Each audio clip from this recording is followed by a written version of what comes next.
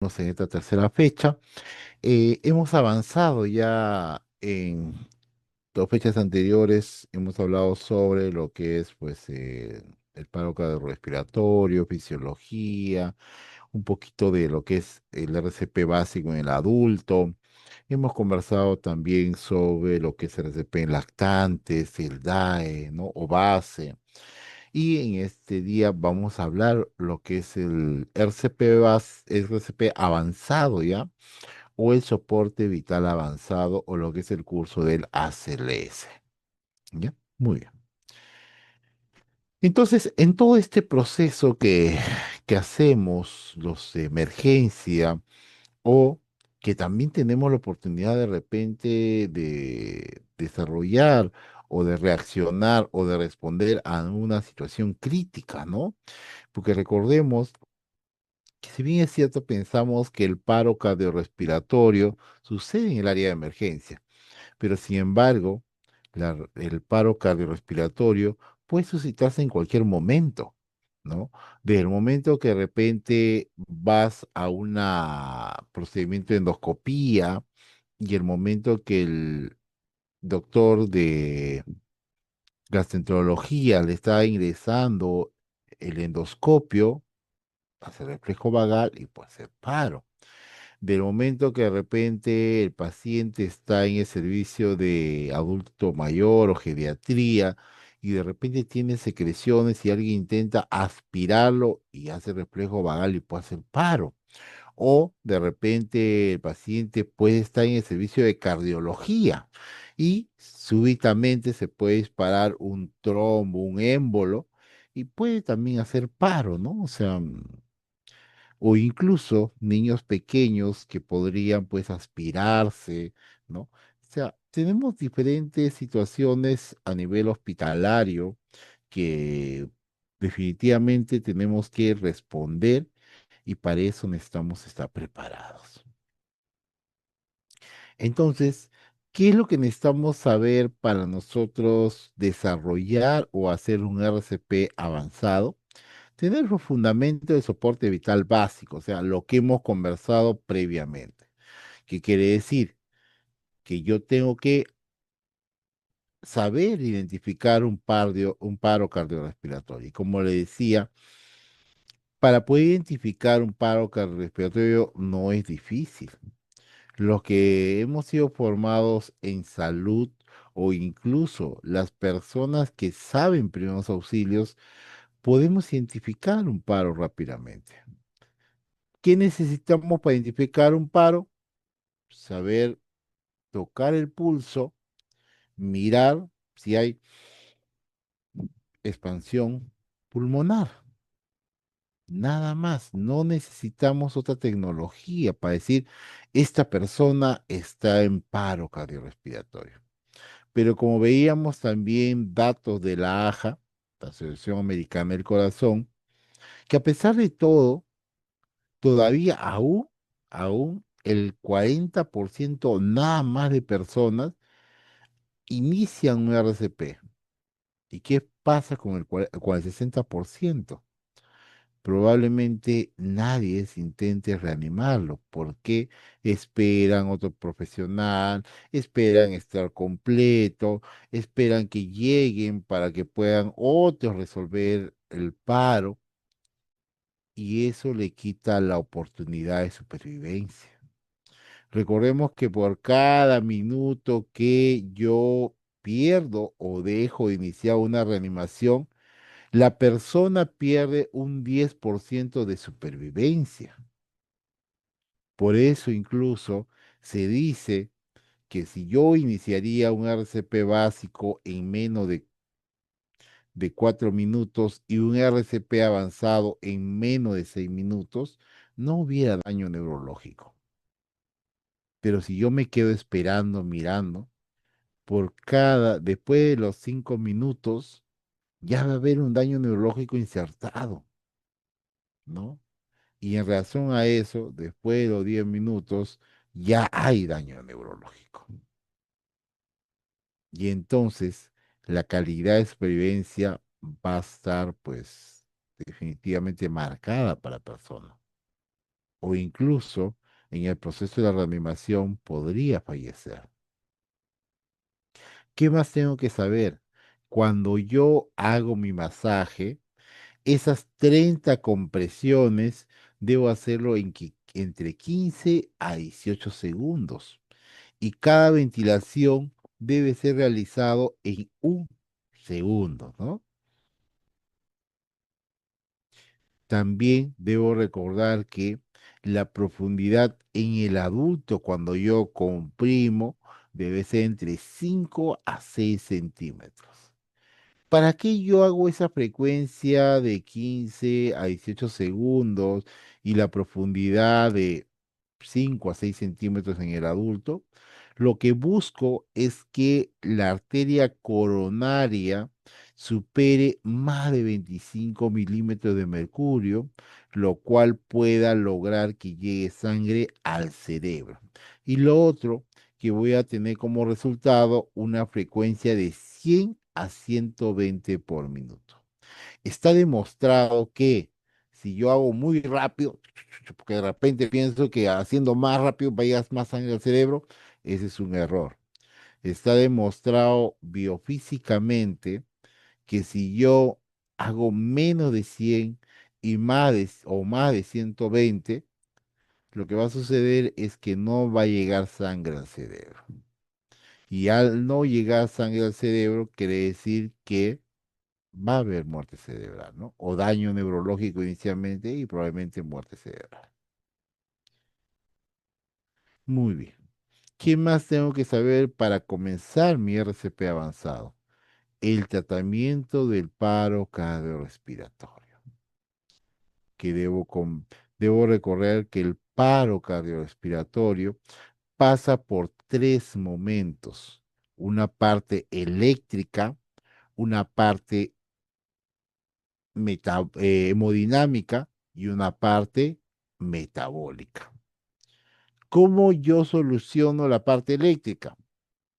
Si es una fibrilación ventricular, si es una taquicardia ventricular sin pulso, lo que voy a hacer es descargar eléctrico, tratamiento eléctrico. ¿Cómo soluciono la parte hemodinámica? Con masaje y ventilación. Si no puedo ventilar, voy a seguir masajeando, porque ya hemos conversado también que en el masaje mismo, durante el proceso de las compresiones, que hago que el corazón funcione con su función, como se dice, función de bomba, en la sangre venosa voy a llevar mínimamente una oxigenación del 40%. ¿Usted quiere decir que si yo masajeo bien, estoy oxigenando? Sí, no estaría ventilando, pero estaría oxigenando. Y la parte hemodinámica y la parte metabólica lo solucionamos cuando el paciente salga del paro, ¿no? Sale del paro, vamos a necesitar pues darle solución porque sale en acidosis metabólica y vamos a tener que administrar bicarbonato. Entonces, el manejo del paro es eléctrico, hemodinámico y metabólico. Algunos reanimadores, ¿qué hacen? Durante el proceso de la reanimación indican poner bicarbonato. En este último avance de la guías 2025, que fue en diciembre de 2023 y está publicado en la página de la AJA, nos dice que podemos colocarlo si desean el bicarbonato durante el proceso de la reanimación, pero no va a haber ninguna diferencia. Sea, le pongas o no le pongas el bicarbonato durante la reanimación, no va a hacer nada. Porque para lo único que va a hacer es gastar material. Lo que sí, ni bien el paciente sale, ¿ya? Le tienen que tomar una gasometría y ténganlo por seguro que van a encontrar acidosis metabólica. Así el paciente no haya llegado por acidosis metabólica al paro, ¿no?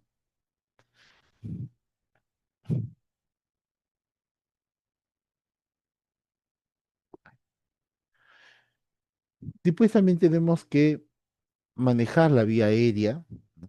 Con el uso de resucitador manual o con algún otro aditamento, ¿no?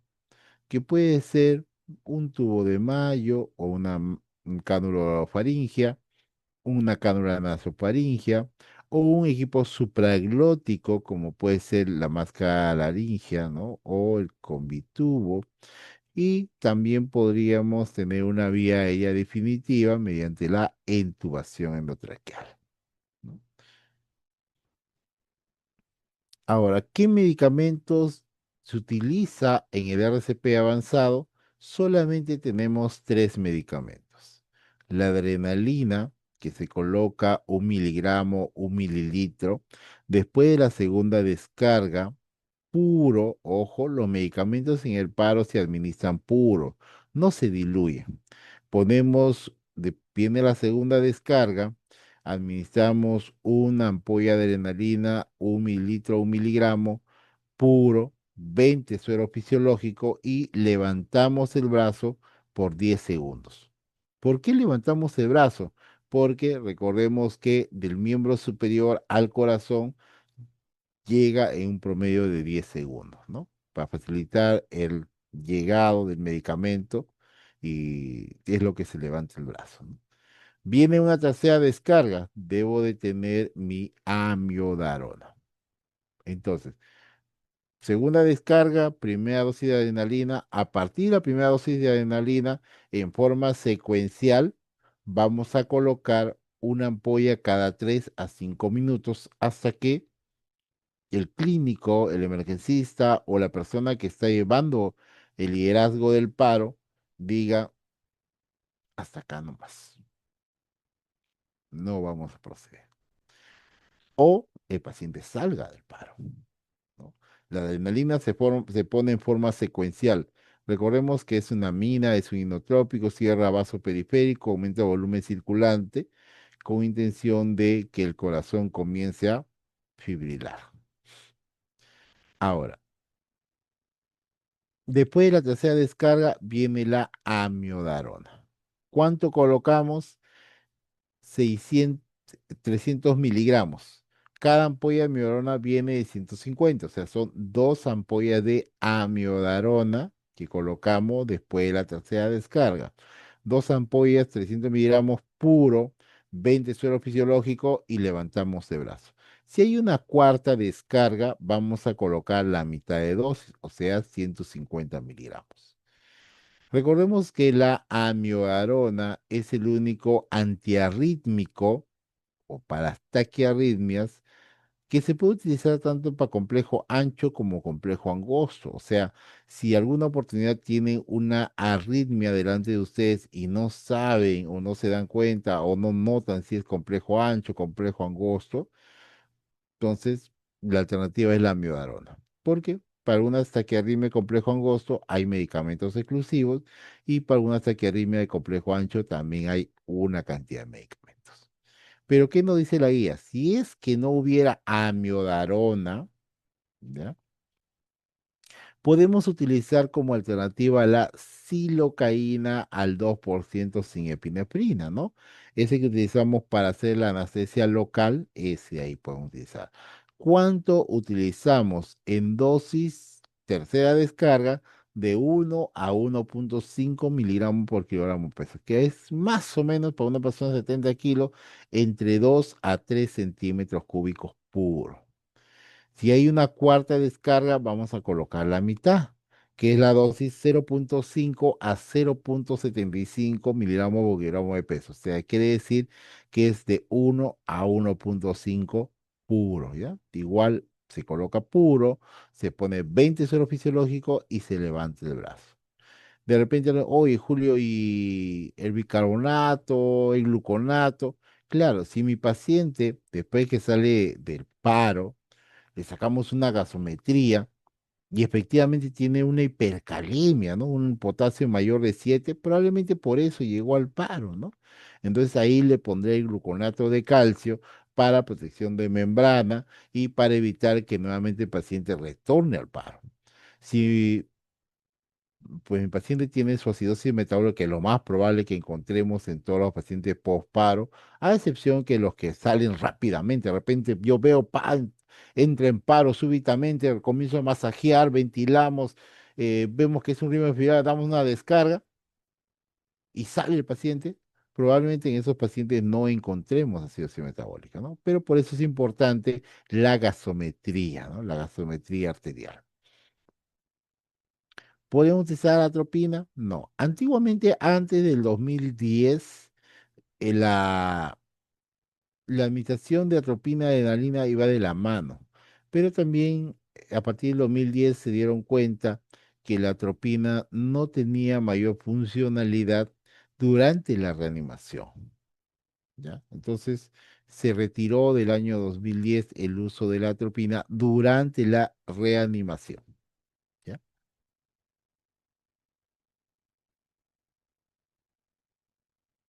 Ah, ¿me pueden confirmar, por favor? Me dicen que no me escuchan bien. ¿Me pueden confirmar?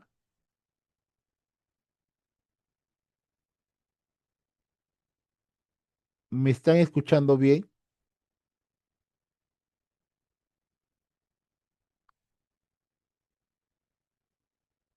¿Sí? ¿Me escuchan bien? ¿Todos? Porque hay dos personas que me han puesto que no me escuchan bien. Sí, sí me escuchan, ¿no? Sí. Ok, ok. De repente su audio. A ver si le podrían orientar. Hay dos personas que me han puesto que no me escuchan. A ver si le pueden ayudar, por favor, de la institución. Ya, bueno, entonces seguimos. Pero si hay algún problema, por favor, me escriben para poder parar. No dice que yo siga y de repente no, no, de verdad no estoy llegando. Muy bien. Entonces, también acá tenemos que ver el manejo de las bradiarritmias y las taquiarritmias, ¿no? Entonces son temas que ya tenemos que ir conversando, vamos a ir viendo. Pero recordemos que un RCP avanzado, importante el RCP de calidad. ¿Qué quiere decir? Rápido y fuerte. Si tengo un equipo de fibrilación, identifico que es una fibrilación ventricular, una taquicardia ventricular sin pulso, tengo que descargar. Recordemos que la desfibrilación lo puede hacer cualquier personal con entrenamiento. Al cambio, la cardioversión sincronizada sí es un manejo netamente médica, ¿ya? Hay que tener en cuenta eso. La desfibrilación lo puede hacer cualquier personal con entrenamiento. No es que yo lo he visto en la televisión y se agarra así el desfibrilador. No, tenemos que tener entrenamiento. ¿Por qué? Porque tenemos que darnos cuenta en qué momento vamos a desfibrilar y tenemos que mirar cuál es el trazado. No puedo desfibrilar por desfibrilar cualquier ritmo.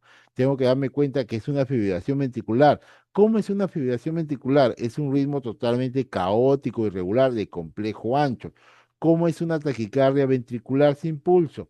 Veo el trazado tiene toda una misma forma, ¿ya? Es de complejo ancho, pero yo le toco el pulso a la persona y no encuentro pulsación, ¿no? Entonces, si yo comienzo un RCP rápidamente, masaje, llega el desfibrilador, descargo, téngalo por seguro que tiene mejor posibilidad de supervivencia más rápido. Tenemos algún todavía problemas en algunas personas y algunos momentos, porque lógicamente que todas las personas que colapsan en un paro son diferentes, porque puede ser por problema cardiovascular, cerebrovascular, trauma, hipoperfusión, trombosis coronaria, pulmonar, acidosis, toxina, ¿no? Que hemos visto que el paciente puede llegar. Entonces, cada paciente, cuando tengamos al frente, va a ser diferente. Idealmente es agarrar una vía y poder acceder, ¿no? Poder acceder a la vía rápidamente y tener, pues, para poder administrar mi adrenalina, para poder administrar mi amiodarona, mi silocaína, o también para poder administrar después mi gluconato, mi bicarbonato, ¿no? Pero hay ocasiones donde colapsa pelobazo, ¿no? Entonces lo que me dice la guía es intenta una vez, ¿no? Y el siguiente tendría que ser intraóseo, ¿no? No sugieren como antes la vía orotraqueal, ¿no? Porque antes pensaban, bueno, si no tenemos acceso, la vía orotraqueal. Hay estudios que ya no lo dan como una alternativa para la administración de medicamentos. En su momento sí era una alternativa, ¿no? Se ponía de 2,5 a 3 por el tubo y se ventilaba de 4 a 5 veces con la intención que llegue al, ¿no? al árbol bronquial y por ahí mediante la mucosa se absorba, ¿no? Pero la efectividad no es. Tiene que llegar a un vaso sanguíneo para que el medicamento haga efecto, ¿no? Bien puede ser por vía acceso venoso o intraóseo en platillo tibial, ¿no? De repente alguien me dice, "Oye, Julio, pero yo no tengo o no tenemos de repente la maquinita, ese tipo como este taladro, o de repente el Vic, que es ese que ¡puc! Se dispara, ¿no? Claro, si no tuviéramos, pero tuviéramos un poco de fuerza, ubicamos en el platillo tibial, en la parte interna, limpiamos, que es una zona plana y así, y es una zona mucho más lábil de poder, con una aguja número 16 o 18 y un poco de fuerza, hacer un par de movimientos ¡cuac! Y atraviesa, ¿no? Cuando atravesamos no va a haber sangre, pero con una jeringuita podemos aspirar y nos vamos a dar cuenta que ya estamos en la vía intraósea. Lo fijamos con una pinza y un esparadrapo y ya tenemos nuestro acceso venoso. La administración de medicamento, como le decimos, es puro, 20 suero fisiológico, levantamos el brazo, son solamente 3 medicamentos durante el paro. Posparo, si ya dependiendo cómo salga el paciente, vamos a ir administrando medicamentos, ¿no? Por ejemplo, si la persona sale y está hipotensa, iniciaremos noradrenalina. Si de repente la persona sale y sale confusa, se reacciona y está desorientado y está desaturando, probablemente vamos a entubar o si está entubado, irá a ventilador mecánico. Y para que podamos seguir la secuencia y no se altere en la parte ventilatoria, tendríamos que sedarlo, ¿no? Con midazolam, con fentanilo o de repente otras alternativas que tenemos en el esquema de sedación, ¿no? En fin. Y tenemos la vía aérea avanzada, que podríamos utilizar algunos equipos supraglóticos inicialmente, pero la vía aérea definitiva es el tubo endotraqueal, ¿no? Estas dos, tanto la medicación, tanto como la vía aérea avanzada, pues mejora la progresión de circulación espontánea, ¿no? Me mejora, permite que la persona pues pueda mejorar la perfusión y la ventilación y con esto de repente la actividad eléctrica retorne en forma espontánea rápidamente, ¿no? Todo es una serie de pasos que va a ir agregándose y va a ir mejorando el proceso.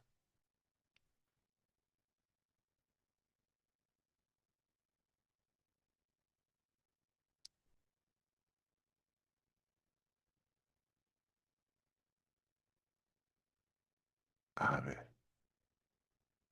acá hay una pregunta. Dice, para poder administrar los medicamentos o desfibrilar en una parada cardíaca, siempre hay que ver el tipo de ritmo si es fibrable o no. Sí, sí, efectivamente, porque solamente se desfibrila la fibrilación ventricular o la taquicardia ventricular sin pulso.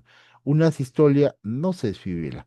De repente vemos en las películas que, por ejemplo, Jane Bond, ¿no? Por ejemplo, vemos que la persona entra en asistolia y se descarga y sale corriendo. ¿Qué pasaría si tú descargas una sistolia? Lo único que vas a producir mayor daño en el músculo miocárdico y esa persona no va a salir del paro, ¿ya? Por eso es importante aprender a ver el ritmo. Ahora, ¿qué pasa si yo tengo duda, ¿no? Pero tengo mi desfibrilador adelante mío. Tenemos el desfibrilador también, ahora tiene el modo DEA o DAE que hemos conversado. Lógicamente que el DEA normal, el que utilizamos en prehospitalario es esa cajita pequeña o equipo pequeño que nos sirve rápido para poder movilizar en cualquier lado.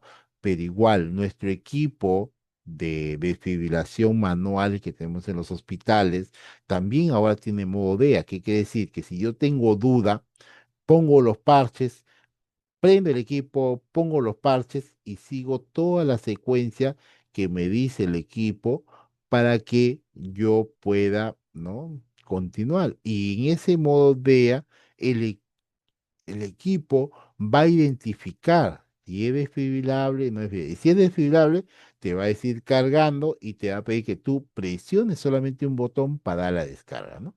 Es una ventaja de los equipos modernos que tenemos.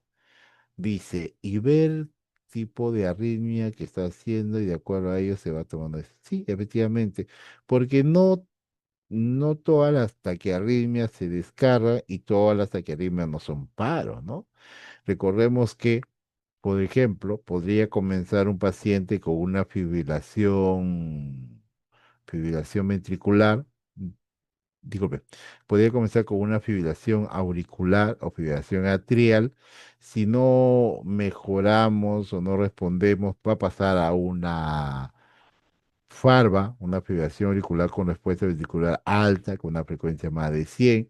Si no hacemos nada, el paciente va a ir agotándose, ¿ya? Va a ir agotándose y de pronto comienza a haber alteraciones hemodinámicas. Aparte de lo mencionado, el paciente puede tener hipotensión, dolor precordial, congestión pulmonar, ¿no?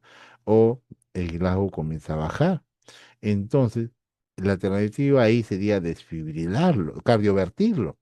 Pero si no lo hacemos cardioversión y seguimos esperando o seguimos mirando, esperando que va a cambiar, puede progresar a una taquicardia ventricular, fibrilación ventricular, que ya estaría ya en modo paro, ¿no? Entonces, hay algunos manejos que tenemos que ir ajustando para evitar que el paciente no progrese al paro, ¿no? No progrese al paro. Pero para eso tenemos que aprender a mirar, pues, los trazados, ¿no?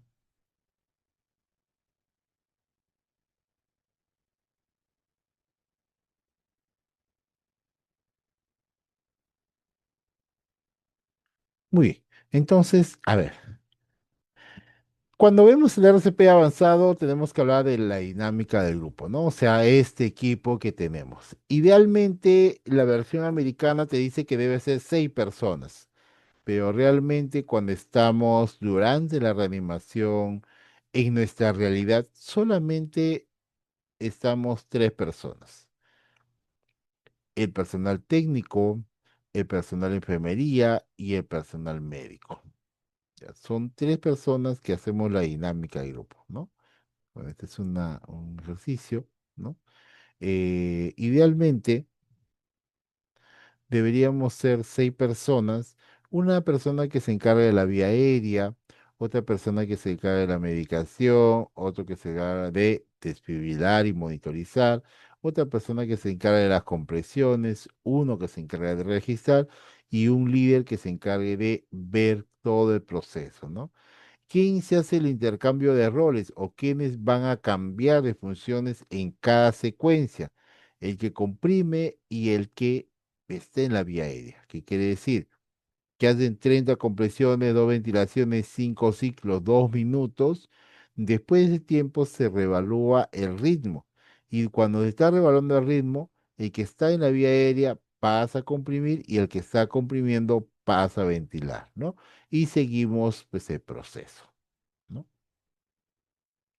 Idealmente deberían ser así, 6 personas, pero en nuestra realidad solamente somos 3 personas, ¿no? Vamos a ver este video, una partecita nomás, vamos a ir corriendo. Miren, este es un curso de ACLS. El entrenador dice el caso, ¿no? Del paciente. Como ven acá, hay una persona ya cada uno distribuido en su posición. Una persona que se va a encargar del manejo de la vía aérea, otra persona que se va a encargar del masaje, otra persona que se va a encargar de desfibrilar, otra persona que se encarga, ¿no? de administrar la medicación y otra persona que se encarga de escribir y de decidir qué más van a hacer, ¿no? Vamos a ir corriendo un poco para que se den cuenta. Muy bien, entonces ya le dieron el caso. Como el paciente está inconsciente, no responde, ya le pusieron pues oxígeno, monitor y comienza, ¿no? Como ven, la persona que va en vía aérea no va a ventilar encima de una almohada porque no tendría la posición, la cabeza tendría para atrás. Lo que necesitamos es extender la cabeza para poder permanecer la vía aérea, ¿no? Entonces, como ven, saca, ¿no? Saca su resucitador, ¿no?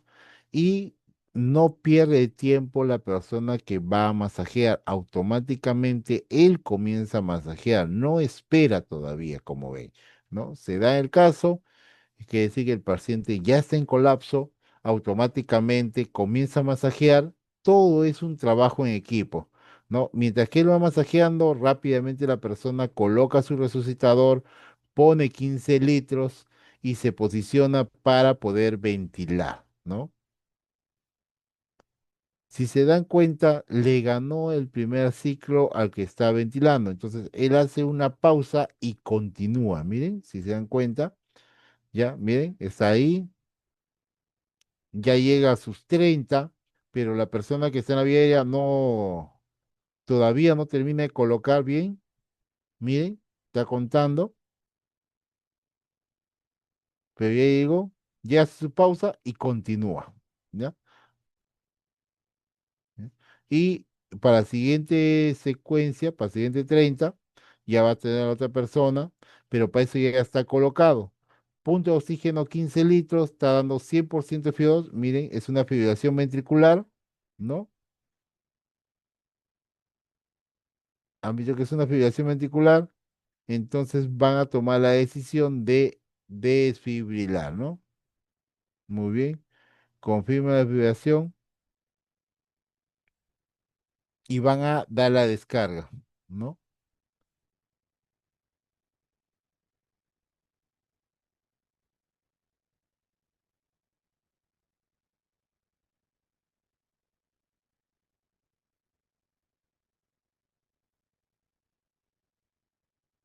Muy bien, van a descargar, paran todo, da la descarga y continúa. Muy bien.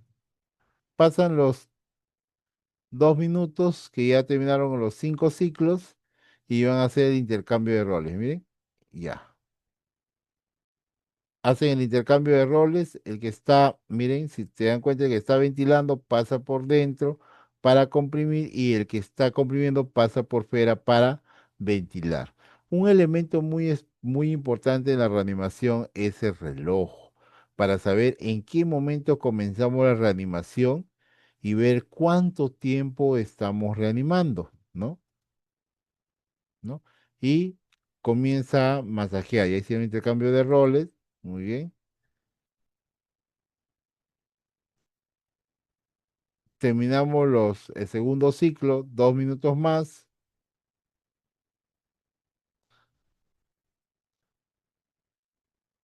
muy bien. Dan la descarga, continúa haciendo el RCP, ya han cambiado, miren, van mirando la hora, cuánto tiempo vamos, y de pronto ya se ve que hay ritmo. Terminan su ciclo, ojo, no se deja a la mitad, terminan su ciclo, termina el ciclo de 32 y de ahí vamos a evaluar ya el pulso. Si vemos que hay un ritmo, vemos que es un ritmo que no se desfibila, evaluamos el pulso. Ya hay pulso, tomamos la presión, vemos si ventila. En este caso, el paciente ya tiene pulso, pero no está ventilando. Entonces, el que está reanimando va a continuar ventilando, ¿no?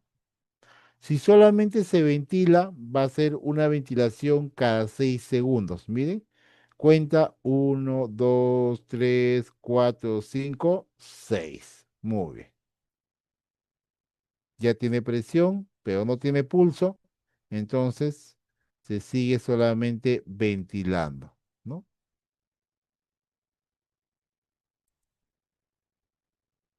Muy bien. Entonces ya salió un paciente. Muy bien.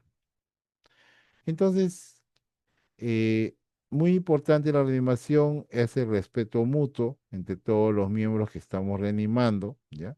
La adrenalina podría ganarnos, pero tenemos que ser cautos para poder trabajar en equipo, ¿ya? ¿Qué requerimos para poder hacer nuestro RCP avanzado? Nuestro balón autoinflable, bolsa mascarilla, resucitador manual o también conocido como AMBU, ¿no? Por el nombre comercial. Un fuente de oxígeno, ojo, porque si nosotros no tenemos fuente de oxígeno, definitivamente ese equipo solamente nos serviría para ventilar, pero no para oxigenar. El resucitador manual logramos el objetivo que decía para ventilar y oxigenar, colocado a un punto de oxígeno a 15 litros, ¿no? Necesitamos tener diferentes hojas de laringoscopio, uno, dos, tres, cuatro, ¿no? Dependiendo la contextura que vayamos a encontrar en el paciente. Normalmente para un adulto se utiliza el número 3 y para un adulto pues con obesidad utilizamos el número 4, ¿no? Pero también podríamos de repente tener las hojas, no solamente las curvas, sino también de repente las hojas planas, las milas, ¿no? Tubos orotraqueales de diferentes números, 7, 7,5, 8, 8,5, 9, para poder facilitar la intubación, dependiendo también la forma y pues la posibilidad de que sea una vía aérea difícil, ojo. Para poder decir si es una vía aérea difícil o fácil, necesitamos algunos predictores. Por ejemplo, existe la regla del 3-3-2, 3 apertura bucal, 3 del mentón al yoides, 2 por debajo de él. Si cumple la persona esta regla de 3-3-2, quiere decir que la intubación va a ser fácil. Si no cumple esta regla de pena bucal, si no es una percoña con una boquita pequeña, no cumple el 3-3-2, definitivamente va a ser una vía difícil. Tenemos también Malampati, Corman, interincistivos, Mentoniano, etcétera, de predictores, que me puede dar una idea si va a ser una vía difícil o también frusta. ¿A qué denominamos una vía aérea frusta? Aquel que una persona con entrenamiento ha intentado 2 veces entubar y no ha podido, ¿no? Tenemos también el aspirador de secreciones que debe tener nuestro coche de paro, nuestro monitor externo para poder saber, o nuestro monitor multiparámetros, para poder saber qué ritmo es, ¿no? Tenemos que mirar y ver. ¿Es un ritmo desfibrilable? O sea, fibrilación ventricular, taquicardia ventricular sin pulso, o es un ritmo que no se puede descargar, ¿no? Por ejemplo, la sistolia, por ejemplo, la actividad ética sin pulso, son ritmos que no se descargan, o sea, no se desfibrilan. Nuestro desfibrilador, nuestro equipo para acceso, ¿no? Abocas, llave, extensión, espadadrapo, ¿no? Jeringas, ¿no? Cloruro para poder diluir o pasar también, nuestro coche de paro, nuestro equipo de vía aérea, de bioseguridad, mascarillas, guantes, bata, ¿no? Y de repente, si es que el laboratorio no ha tomado muestra, también podemos utilizar tubos de laboratorio, por ejemplo, el amarillo, el morado, ¿no? El azul, para bioquímica, para microbiología, para hacer el procesamiento de qué puede haber producido el paro, de repente un cuadro séptico, un cuadro hemorrágico, metabólico, etcétera, que vamos a encontrar en pues, el barrido del laboratorio, ¿no? Cuando nosotros utilizamos este resucitador manual, recordemos que hay de 3 tamaños: el de adulto, el pediátrico y el de neo. ¿Cuánto tiene el de adulto? Tenemos una capacidad de 1.000 centímetros cúbicos, pediátrico de 500 y de neo de 250. Si el resucitador de adulto es de 1.000, Solamente necesitamos administrar en la persona 500 centímetros cúbicos, ¿no? O sea, ¿qué quiere decir? Que yo no puedo aplastar mi resucitador totalmente. ¿Por qué? Porque estaría administrando 1000 centímetros cúbicos. Lo que yo debo administrar, por ejemplo, en un adulto normal promedio, su volumen es de 500, o sea, a la mitad. ¿No? Igual también el pediátrico a la mitad, el de neo también a la mitad. ¿Qué pasaría si yo aplasto, como muchas veces van a ver en las emergencias, ¿no? El personal agarra y se ¡plá! Aplasta totalmente. Quiere decir que la mitad, o sea, 500 va a ir al pulmón, pero 500 va a ir al estómago, ¿no? Por eso que en algunas ocasiones estamos comprimiendo y alguien está ventilando y de pronto el paciente vomita, ¿no? Vomita porque alguien en la cabeza está ¿no? Son errores que a veces suceden en lo que es pues la ventilación con estos equipos, ¿no? La intubación, cuando nosotros se realiza, hay que recordar que tiene que pasar el CAF o neumotaponamiento para poder insuflarlo. Y lo otro que después de una intubación deben de tomarle una radiografía de control. ¿Y qué es lo que se mira? Si se dan cuenta, en esta parte de la curvatura del tubo hay una línea que puede ser de color blanco o de color azul, ¿no? Esa línea es una línea radiopaca, ¿no? Entonces, cuando le tomen la placa radiográfica, el médico o la persona que le evalúa va a buscar esta línea radiopaca. ¿Qué quiere decir? Que la punta del tubo endotraqueal queda a 2 centímetros de la carina. ¿Qué es la carina? La bifurcación que hay de los bronquios, tanto derecho e izquierdo. O sea, no queda en el medio, sino queda a 2 centímetros para que pueda ventilar ambos pulmones. Por eso, cuando nosotros fijamos el tubo muchas veces, déjalo en 22, dice, pero ojo, en un adulto puede ir de 18 hasta 22.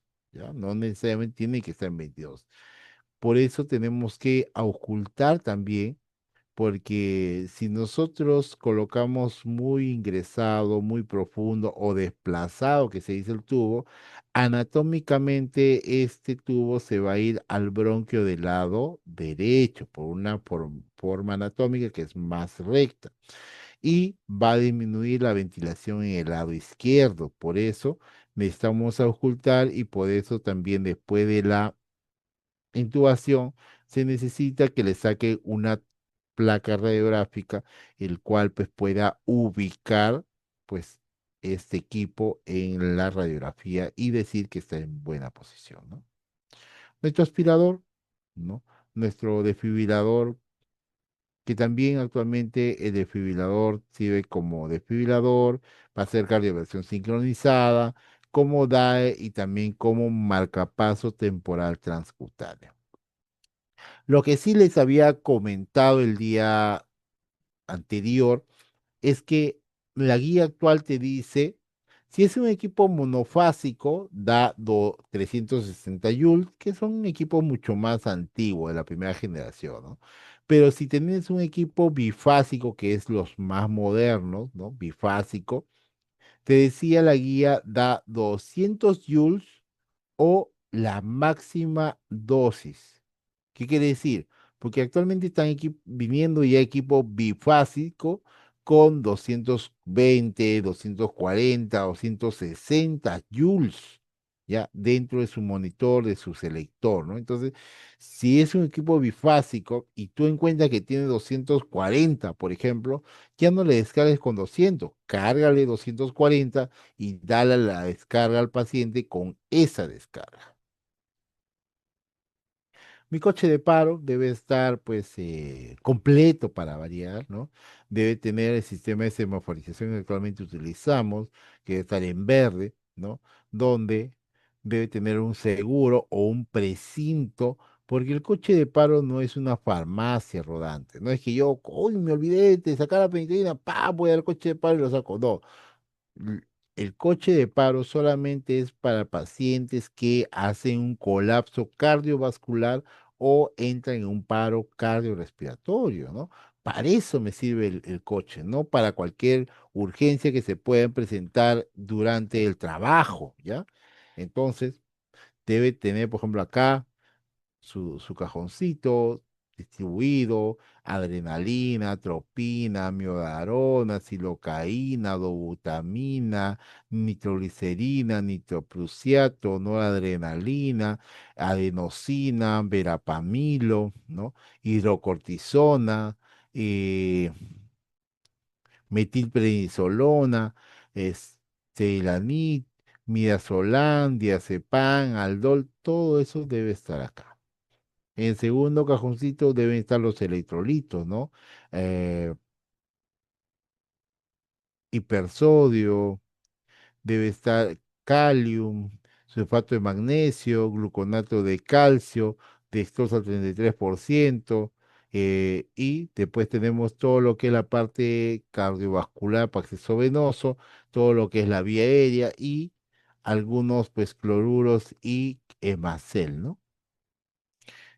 En la parte superior debe estar el desfibrilador. En el lado izquierdo, en esta parte, debe estar un balón de oxígeno de 1,5 y en el lado derecho debe estar un sistema de aspiración a circuito cerrado, ¿no? Acá y que en la parte posterior debe estar una parante telescópico, como vemos acá, y debe tener esta tabla de paro. Esta es la tabla de paro. ¿Qué quiere decir? Que cuando de repente alguien hace una parada en hospitalización, olvídense ya de estar jalando al paciente o bajándole con todo el colchón al suelo, porque puede lesionarse el paciente, ¿no? Y también ustedes, porque a veces hay personas que tienen pues no 20 30 kilos. Hay de 100 120 140 kilos, vienen personas tremendas, ¿no? Entonces, imagínate tratar de jalar. Entonces, para evitar todo eso, si hace un colapso, lo que hacen es giran, agarran su tabla de paro, como ven acá, tiene una manija, por así decirlo, cogen, levantan, colocan a la altura ¿no? de la parte del tórax, empujan, voltean y ya está dentro, que te va a dar una firmeza para cuando tú hagas tu masaje por ejemplo, si haces en la cama, se va a hundir y no va a tener la misma calidad, pero colocando esta tabla de paro ya tiene sostenibilidad como para nosotros poder hacer nuestro masaje y llegar al objetivo que hemos ido conversando.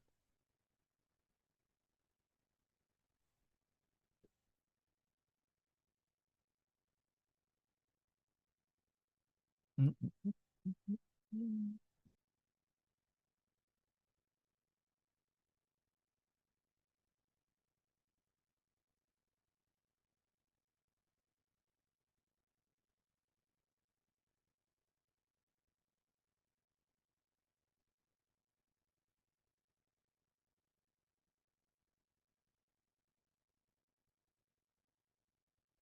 Ah, así que había una pregunta. Ya. Muy bien, entonces, ¿qué hacemos en el paro respiratorio, no? En el paro respiratorio quiere decir que la persona tiene pulso, pero no está respirando. ¿Quiénes podrían llegar al paro respiratorio?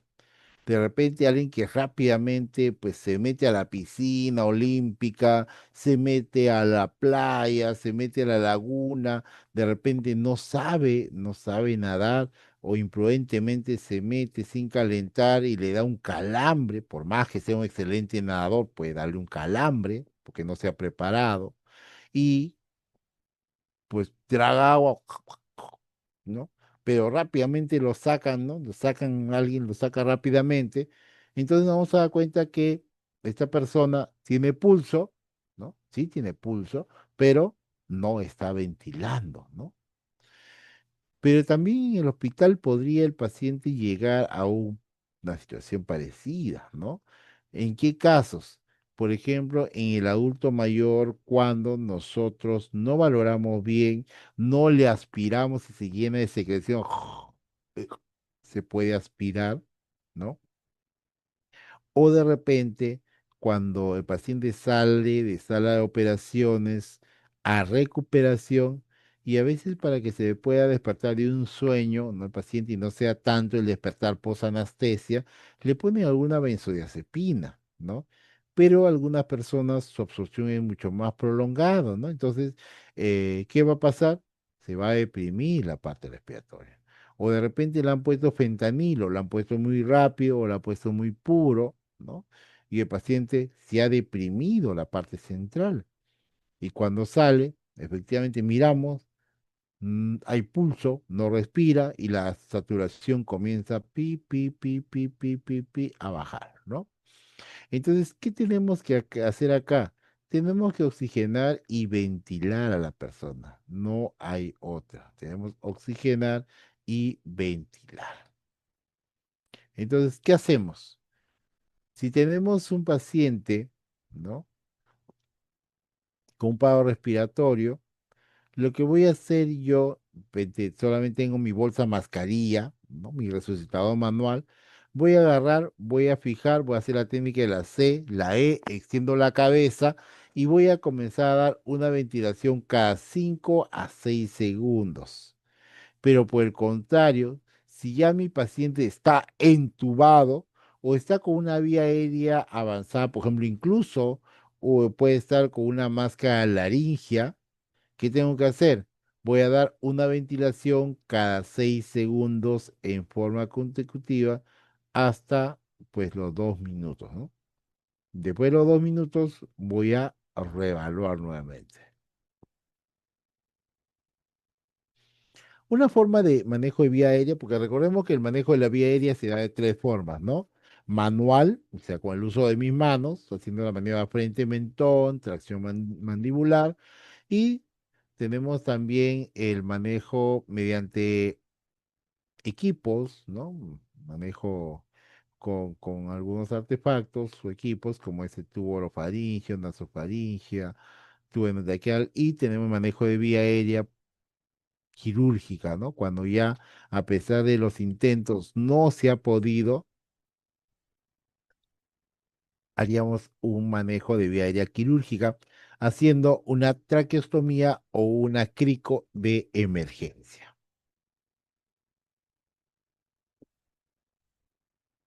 ¿no?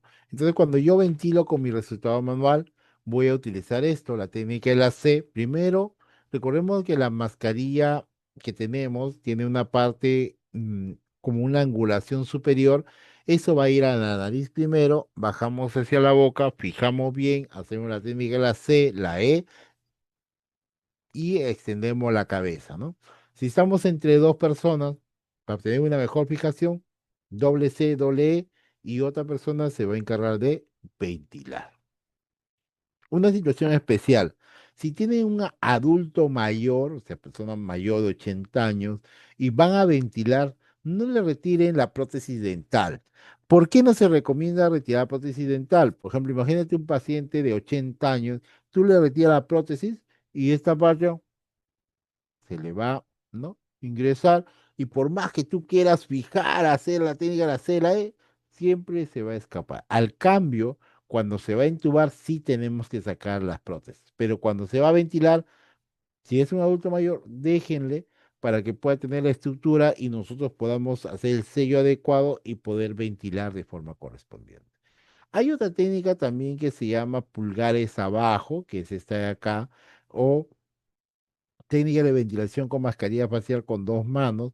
En vez de hacer la técnica de C y E, lo que hacemos es ponemos los pulgares encima y con los cuatro dedos restantes presionamos, ¿no? Hacia el maxilar inferior para poder sellar bien la mascarilla y cuando la otra persona ventile pueda haber la expansión torácica, ¿no? Como vemos acá, estamos ventilando, estamos comprimiendo, ¿no? Otra forma también es hacer uso de la cánula orofaringia, muy aparte de los diferentes. A ver, vamos a bloquear acá porque si no van a comenzar a pintarme. Ya está.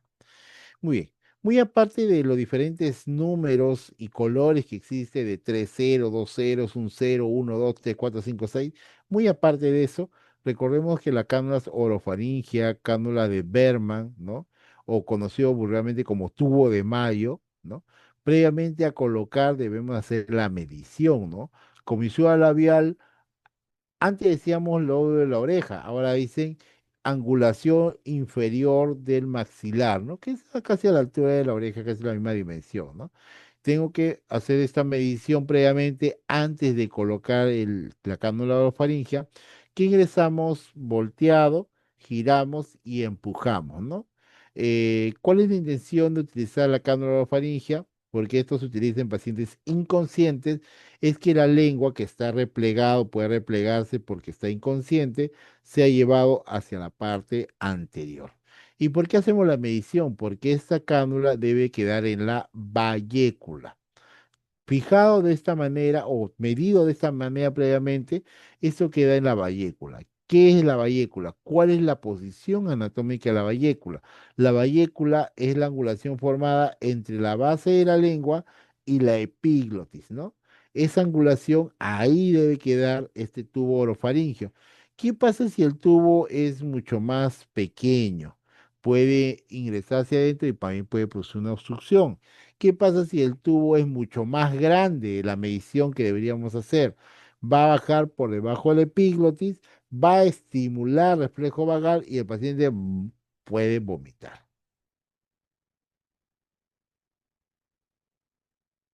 Como ven acá,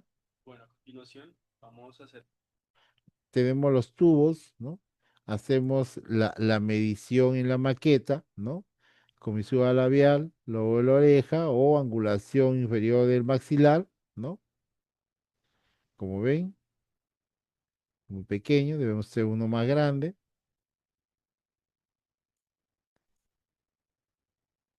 Entonces se coloca uno más grande, no puede ser muy pequeño.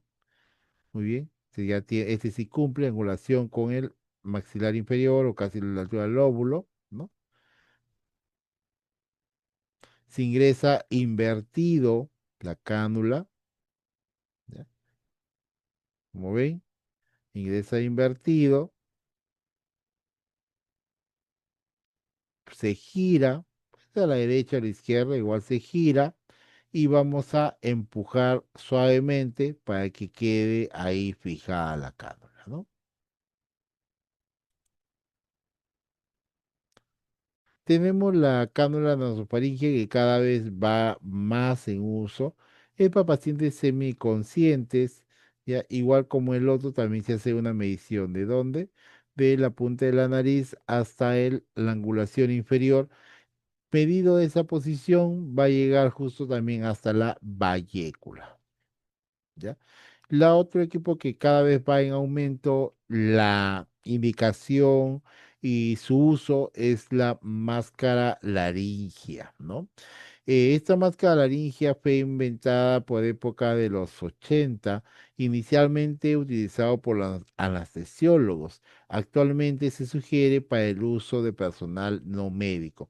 Enfermeros, técnicos, paramédicos pueden hacer uso de esta máscara laringia. Solamente necesitan un poco de entrenamiento. ¿Cuál es la efectividad de que se coloque bien? Un 99%. O sea, quiere decir que si tienes entrenamiento, el 99% de personas lo van a colocar bien. ¿Y en cuánto tiempo? En un promedio de 15 segundos.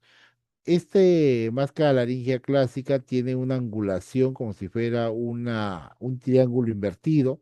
Entonces, esa parte inferior va a quedar justo ocluyendo el esófago, ¿ya? Al insuflar el CAF cubre totalmente, totalmente, y la apertura va a ir directo a la parte traqueal. Entonces, tranquilamente esto nos sirve para poder ventilar. Incluso en la experiencia que podría mencionarle, nosotros en el Hospital Menara recibimos pacientes de todo lo que es la parte de Sierra Central y la selva, ¿no? Y ha habido ocasiones que de Cerro de Pasco nos han traído pacientes con este máscara laringia y ha aguantado muy bien el ventilador mecánico.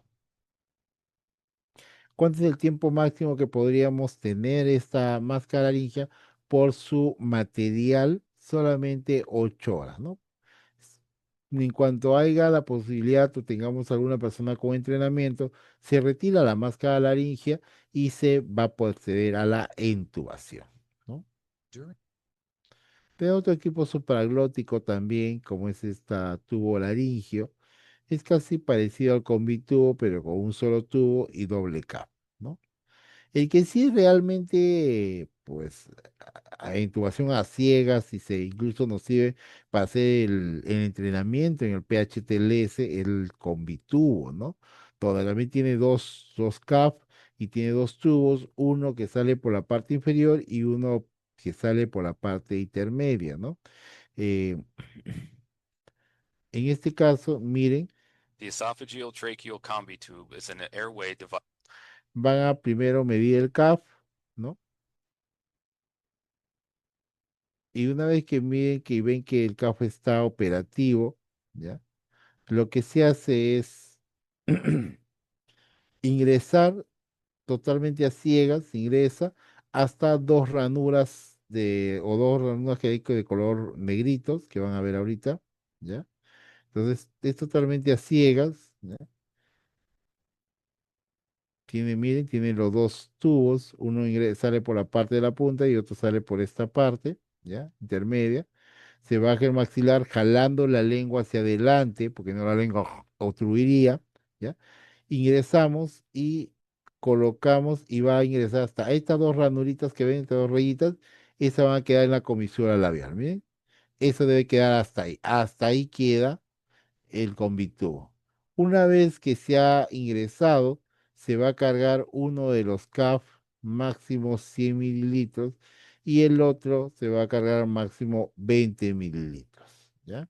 Entonces se carga uno, se carga el otro CAF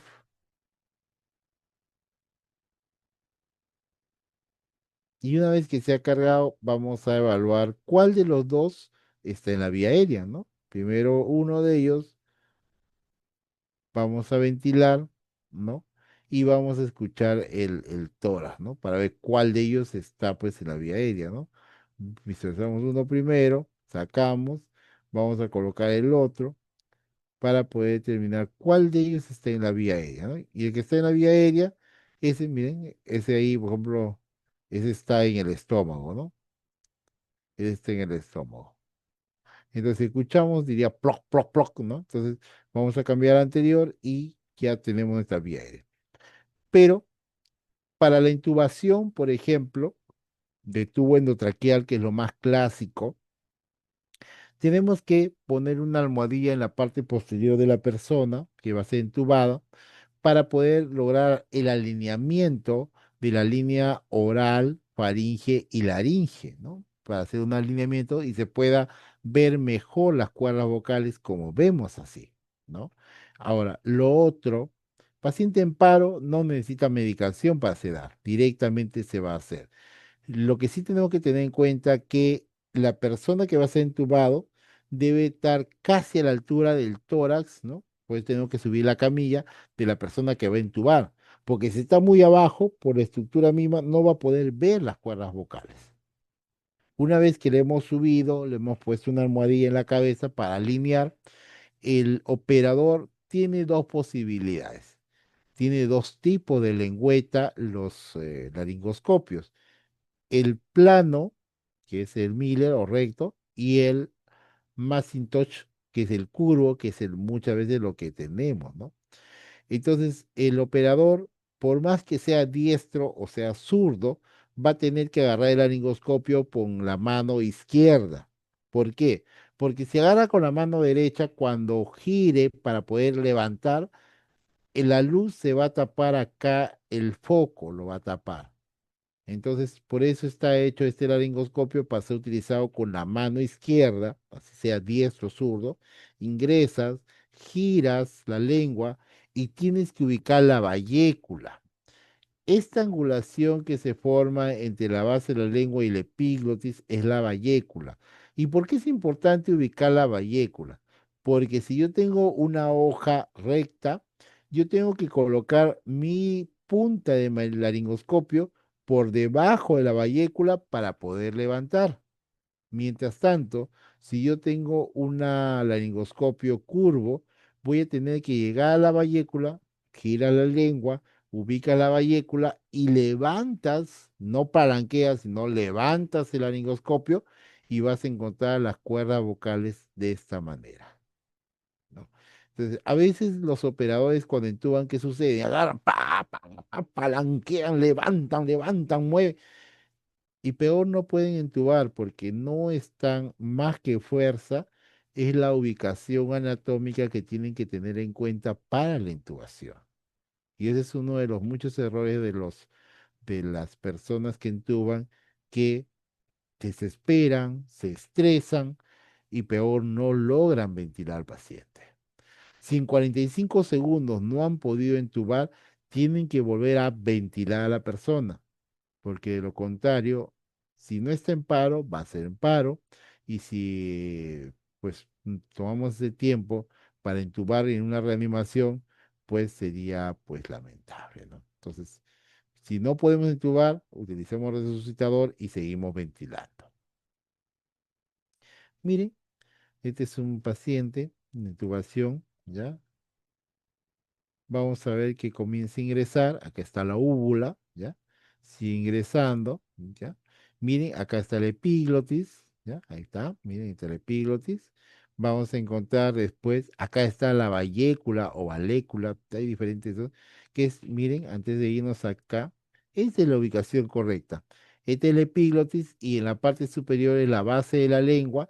Ahí debe quedar el laringoscopio curvo y el laringoscopio plano o recto o Miller debe quedar por debajo de la epiglotis, o sea, por debajo de esto, para que pueda ser ubicado las cuerdas vocales. Ahí, cada uno de las hojas del laringoscopio tiene, o sea, una ubicación anatómica para que pueda facilitar la intubación. ¿Ya? Muy bien. Levantamos y miren, se va clarito las cuerdas vocales, ¿no? Clarito, ¿no?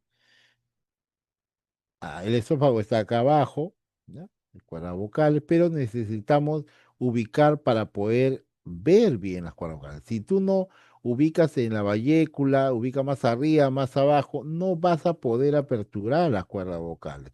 Por eso algunos operadores se estresan y peor dañan la faringe, dañan las piezas dentarias, ¿no? ¿Por qué? Porque intentan bruscamente levantar sin tener en cuenta las posiciones anatómicas de la persona, ¿no? Una vez que ya está ubicado, ¿no? Vamos a proceder, ¿no?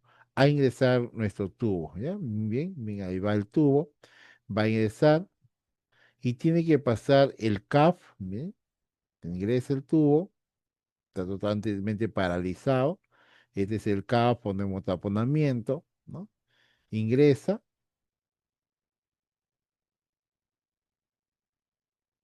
Una vez que ingresa, vamos a proceder a sacar nuestro, ¿bien? Ingresó, nuevo taponamiento, y vamos a retirar nuestro laringoscopio.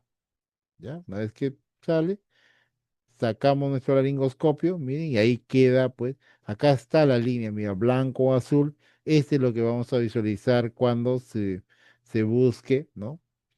En la radiografía de control. Muy bien, sale y vamos a insuflar primero el neumotaponamiento, ¿ya?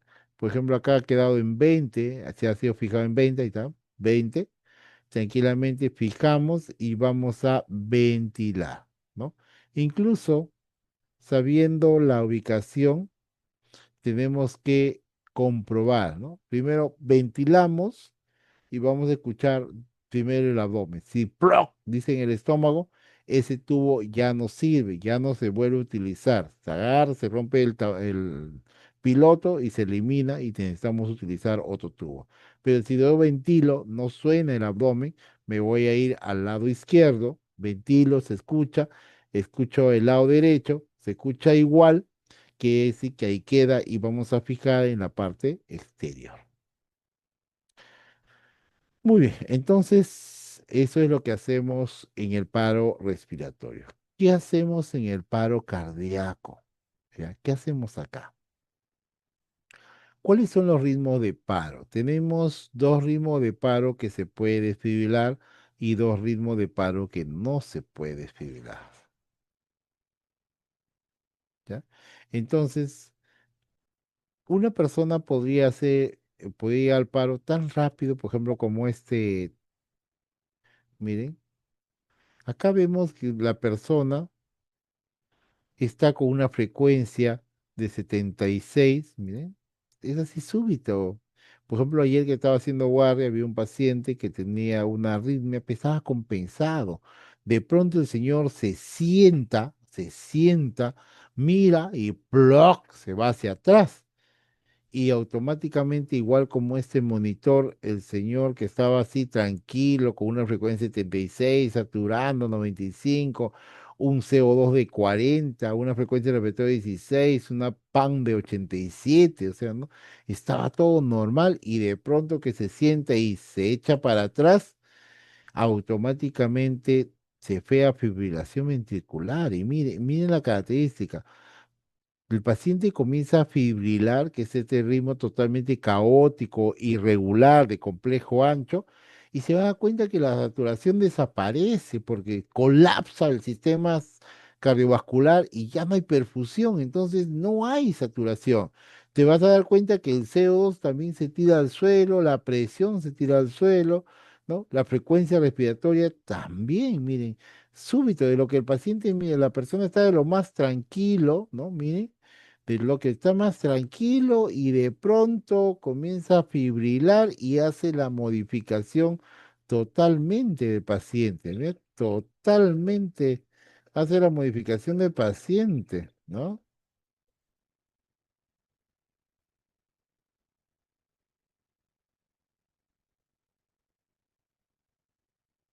Y entonces, si nosotros no descargamos, por ejemplo, acá nos está diciendo descarga, si nosotros no descargamos, este paciente se va a morir.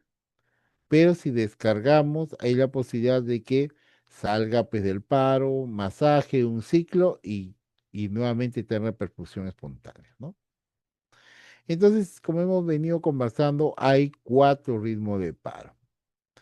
Dos primeros que se desfibrila y que va a salir y se va a compensar desfibrilando.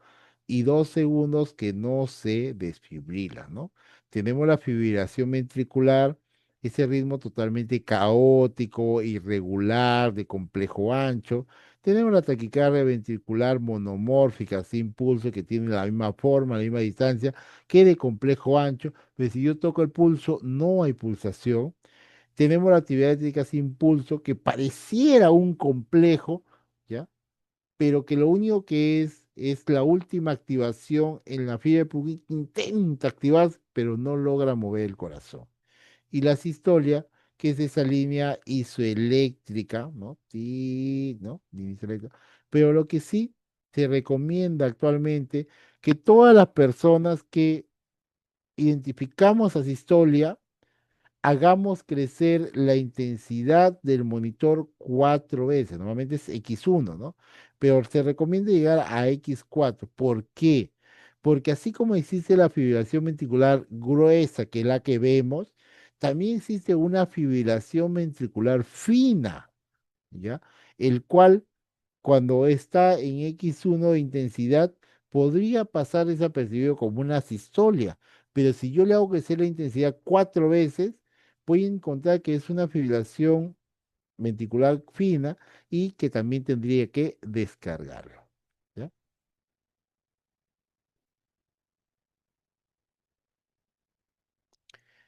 Ese es un trazado normal, ¿ya? Es un trazado normal en esta parte, ¿ya?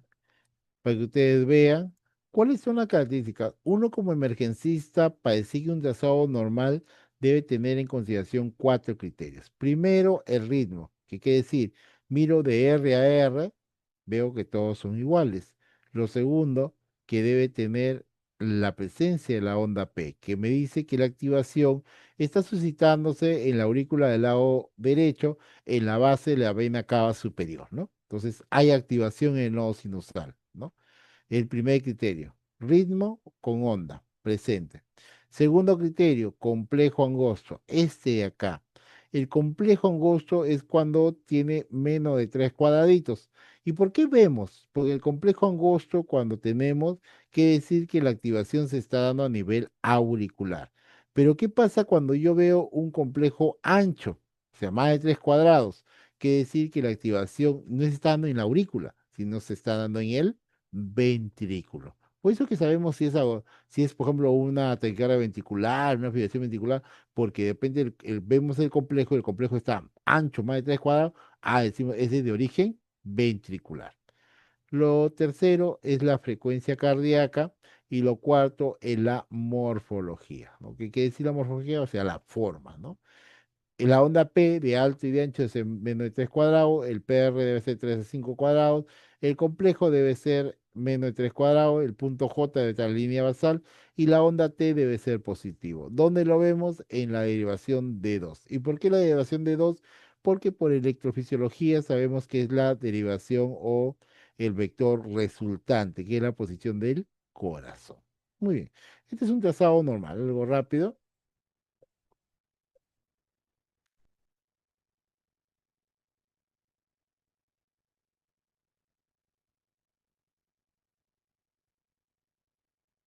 Esta es la taquicardia ventricular monomórfica sin pulso, ¿no?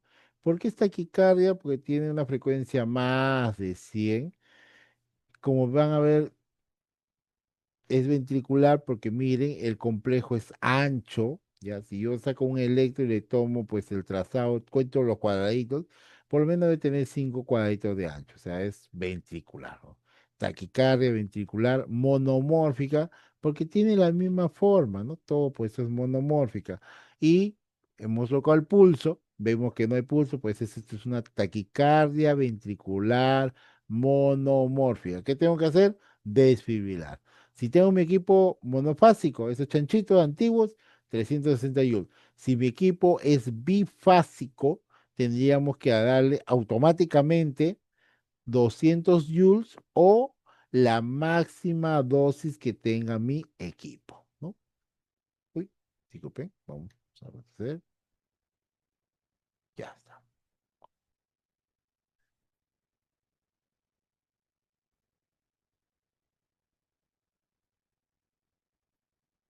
Ya tenemos de aquí la la fibrilación ventricular, miren, como ven, la fibrilación ventricular es totalmente caótico porque es más grande, más chico, ¿no? En tamaño, pero lo que no cambia es, porque es totalmente irregular, pero vemos, es de complejo ancho. Si tú le pones a mirar, miren, es de complejo ancho. Es una taquicardia, digo, disculpe, una fibrilación ventricular. Toda fibrilación ventricular es sin pulso, ya no hay ni necesidad de tocarle, pero si quieren tocarle, tocan el pulso, no tiene pulsación. ¿Qué tenemos que hacer acá? Desfibrilar. Si es de equipo monofásico, 360 joules. Si es de equipo bifásico, 200 joules o la máxima dosis que tenga tu equipo. Después tenemos pues la actividad eléctrica sin pulso, que aparentemente es un trazado, ¿no? Cualquiera, uy, mira, tiene un complejo. No. Este lo único que representa es la intento de activación de la fibra de Purkinje, que es la última parte de la activación eléctrica del corazón, pero que no tiene capacidad de mover o contraer el corazón. Por eso que vemos esto complejo, pero si le tocas el pulso, no hay pulsación, ¿no? Y por último, tenemos la asistolia, ¿no? Que es esta línea iseléctrica. Lo que sí la sugerencia es que cuando vemos este trazado, debemos intentar hacer crecer el trazado 4 veces porque de repente podríamos estar ante una fibrilación ventricular fina, ¿no? Y si hacemos que se sigue en líneas eléctricas, quiere decir que está en asistolia.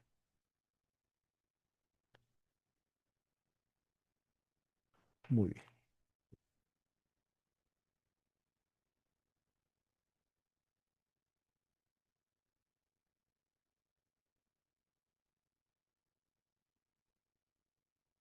A ver, Rosita, si me puedes confirmar tu pregunta, con gusto para poderte explicar un poquito más, porque me dices equipo se utiliza, un paro respiratorio. A ver si me puedes escribir, por favor. Muy bien, vamos así.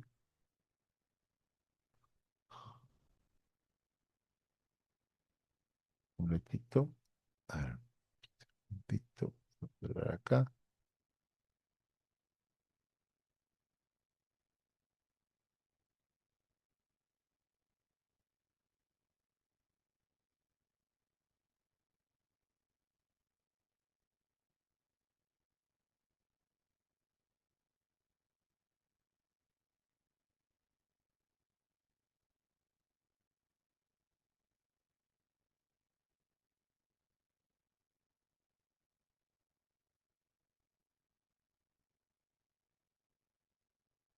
Entonces, para poder desfibrilar, una vez que hemos identificado una fibrilación ventricular o una taquicardia ventricular sin pulso, tenemos dos posibilidades.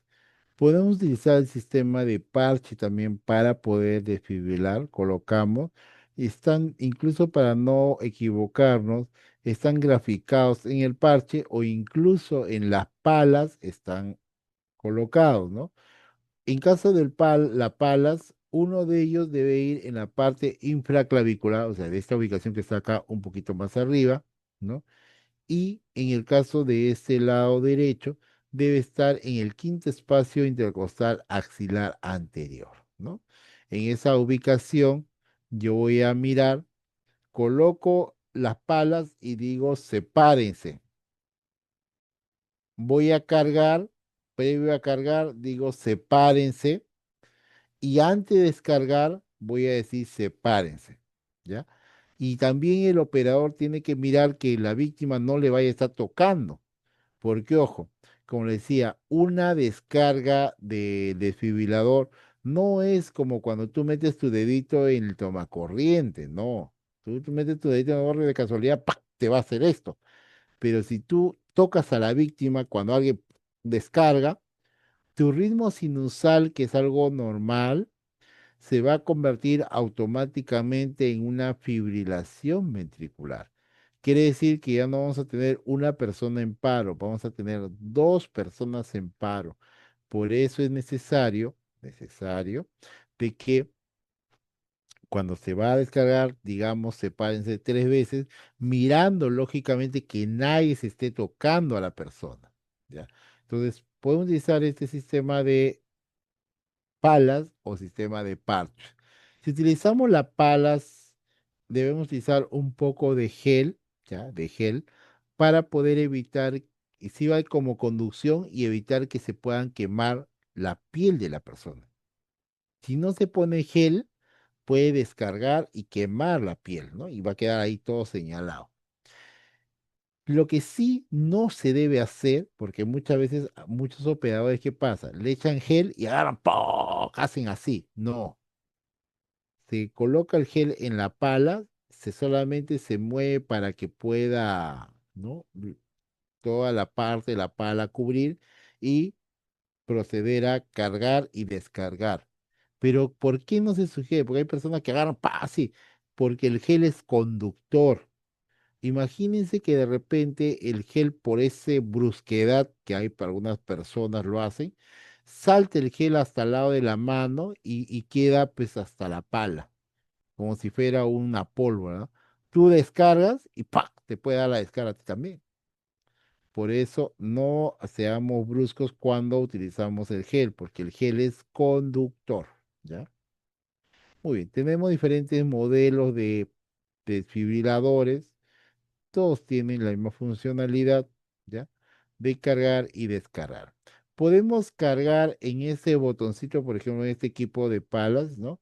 Cargamos acá en el lado primero al costado, ¿ya? En este lado, ese botoncito es para cargar y para descargar simultáneamente presionamos estos dos botones superiores, pero también podríamos cargar en el monitor.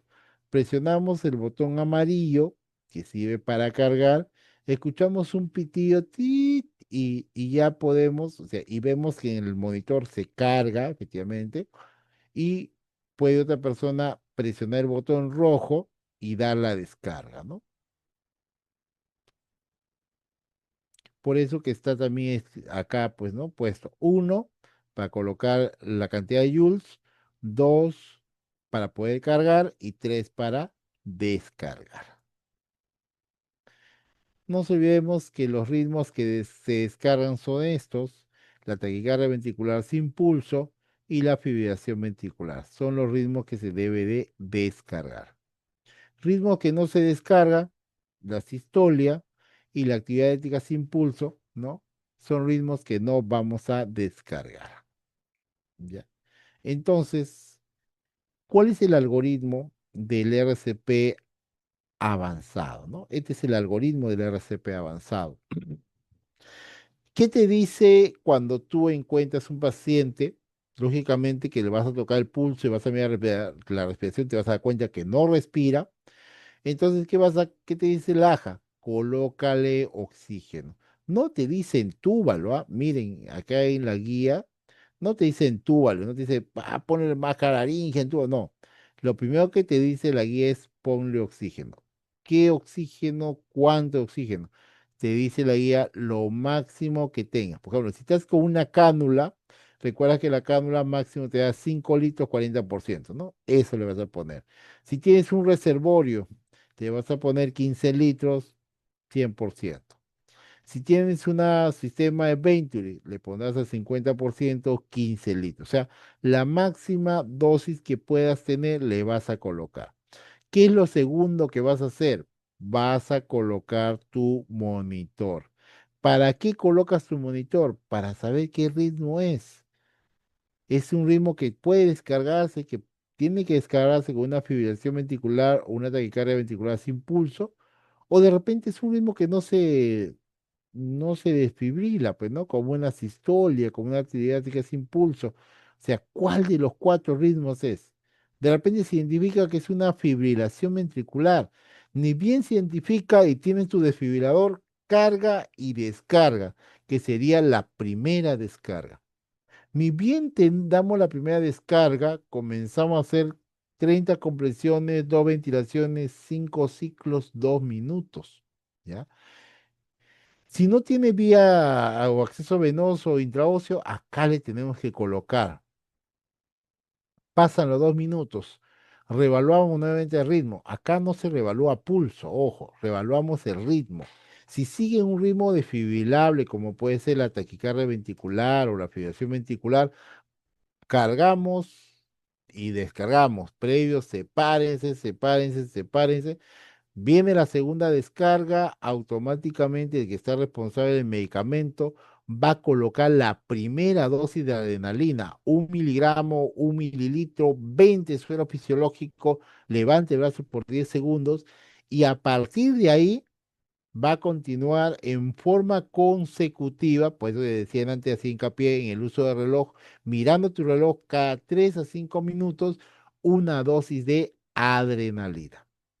¿Cuándo paro la adrenalina? Cuando el líder o el encargado o el que lleva la batuta en la reanimación dice, ya no podemos hacer nada, se acabó.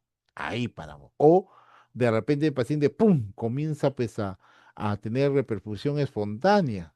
Entonces, automáticamente se para la adrenalina, ¿no? Ahí. Pero de lo contrario, tenemos que colocar una cada 3 a 5 minutos en forma consecutiva. Pasan los 2 minutos, revaluamos nuevamente el ritmo. Hay un ritmo desfibrilable, sigue en fibrilación ventricular. Vamos a dar la tercera descarga, ¿no? Cargo 200 joules, sepárense, ¿ya? ¡Pum! Descargamos 200 joules.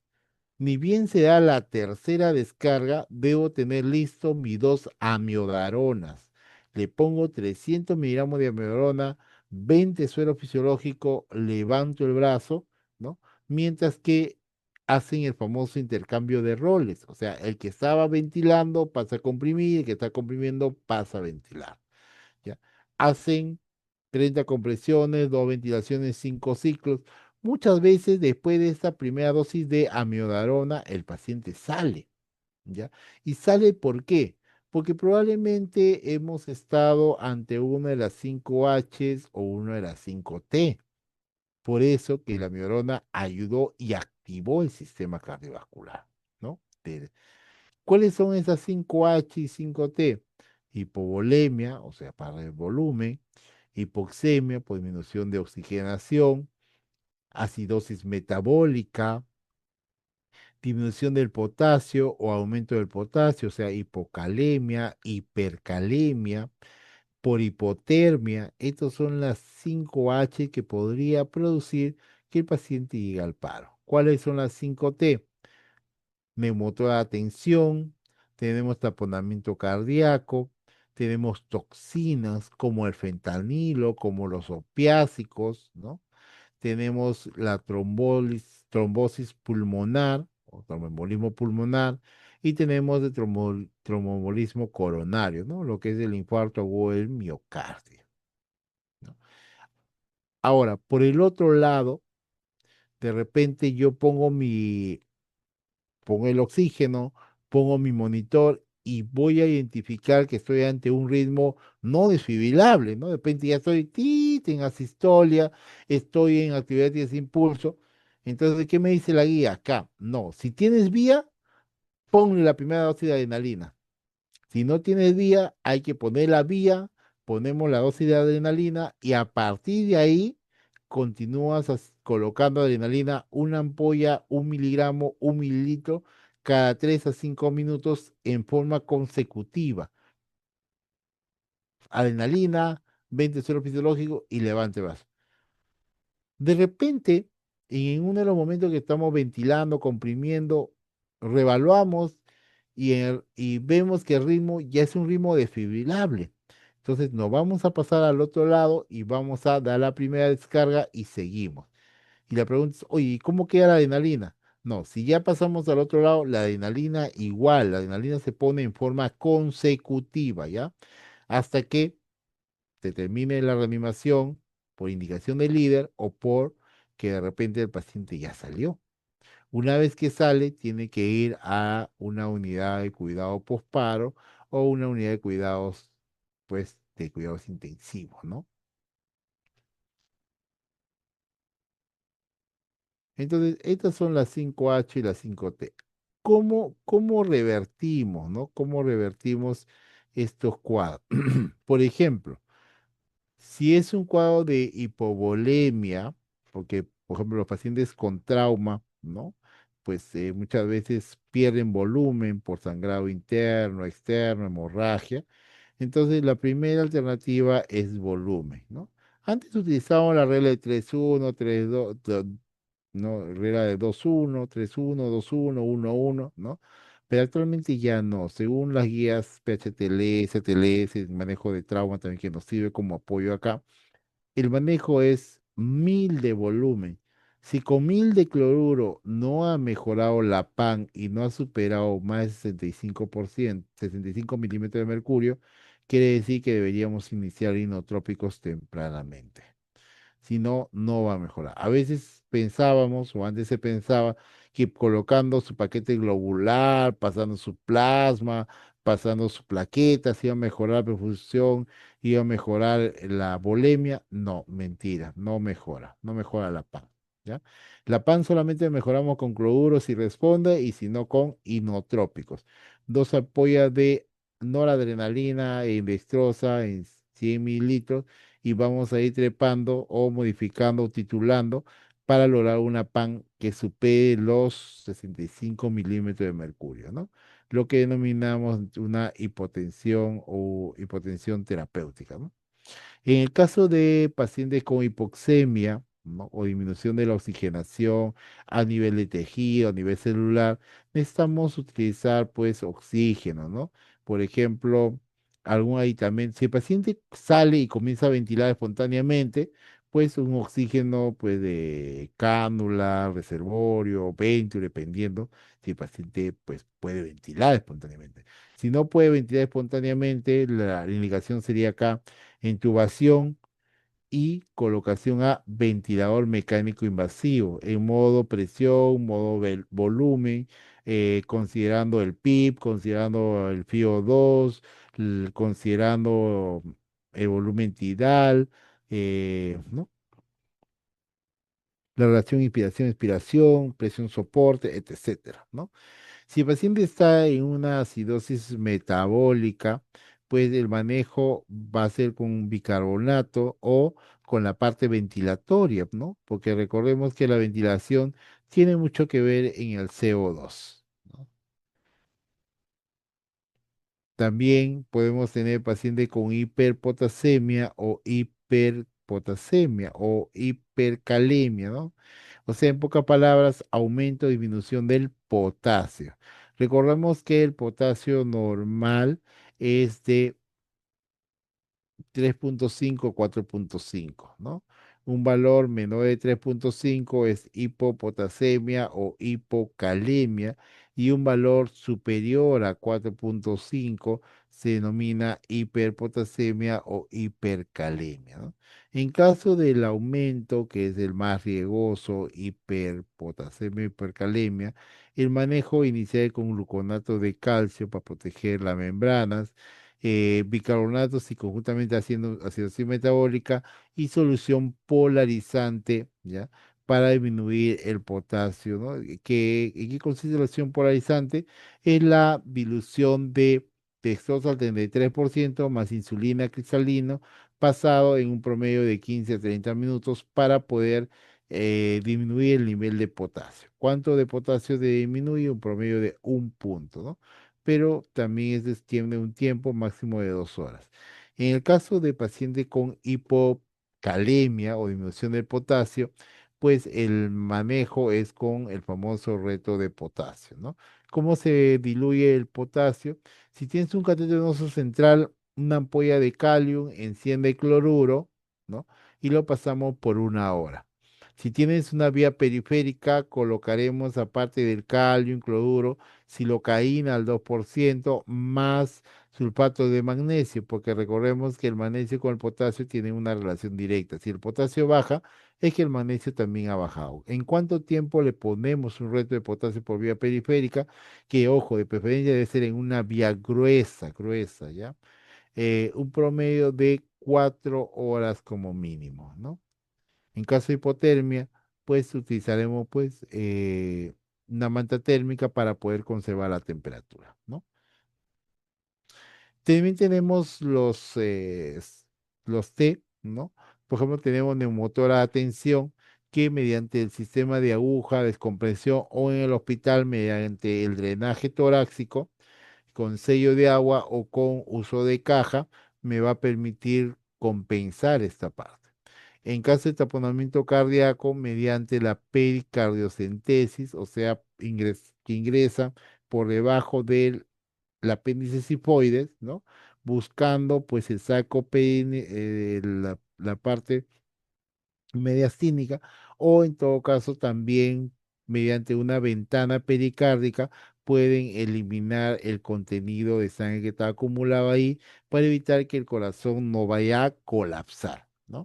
Después también tenemos pues las diferentes toxinas, ¿no? Por ejemplo, si tenemos los pacientes con, como hemos ido conversando, con opiácico, intoxicación por opiácicos, tenemos la naloxona como antídoto. Para los pacientes con benzodiazepina tenemos el flumacenilo. Tenemos también para los pacientes con intoxicación por paracetamol, L-cisteína. Tenemos también para los pacientes con hipoglicemia, la dextrosa al 33%, etcétera. Después tenemos para los pacientes con tromboembolismo pulmonar o un TEP masivo, hay dos posibilidades: hacer una fibrinolisis, ¿no? Mediante el uso de lactilice alteplase para poder romper el coágulo, émbolo, trombo que se ha formado y poder pensar pues, si el paciente no colapse, ¿no? O una embolectomía también, pero es menos efectiva, ¿no? La trombólisis es mucho más rápido, más asequible a lo que queríamos hacer.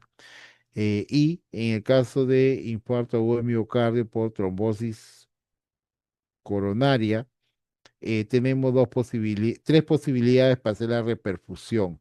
La primera posibilidad para reperfundir es utilizar nitroglicerina, ¿no? 50 miligramos de nitroglicerina diluido en 100 y titular para que el paciente mejore el dolor y la PAN pues baje menos de 100, ¿no? La otra posibilidad para reperfundir en un tromboembolismo coronario es la trombólisis. Mediante el uso de Actilis alteplase, tengo un tiempo máximo de 6 horas para poder trombolizar a mi paciente y si en el caso, por ejemplo, ahorita nosotros en el Hospital Almenara tenemos unidad de hemodinámica que funciona 24/7, 365 días de la semana, incluso le damos servicio a Revaliati y a Incor actualmente, ¿no? Entonces, la alternativa y nosotros, por ejemplo, en el Hospital Almenara actualmente es el cateterismo cardíaco, ¿no? Si ubica un paciente con tromboembolismo pulmonar, claro, digo, tromboembolismo cardíaco, automáticamente se coloca dos accesos venosos, se le inicia profiláctico y va automáticamente a hemodinámica para que mediante el acceso por la radial puedan llegar al corazón y puedan, mediante el balón de contrapulsación intraórtica, colocar el famoso stent en la zona donde está colapsada o donde está el trombo, ¿no? Ingresan, rompen el trombo si aquí hay un trombo y si solamente hay una estenosis, ingresa con el balón de contrapulsación intraórtico, insuflan el balón, colocan ahí el stent, que es como una mallita que va a impedir que el vaso nuevamente se cierre, ¿no? Entonces, cuando te digan que el paciente tiene dos stent, tres stent, quiere decir que ha tenido dos o tres vasos que han sido colapsados o han estado estenosados y producto de eso se disminuyó la perfusión y que ha quedado ahí pues esas mallitas para poder la perfusión, ¿no?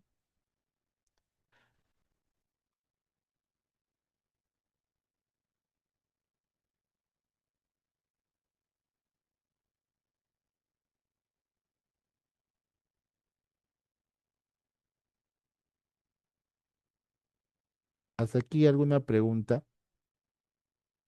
¿Habrá alguna pregunta?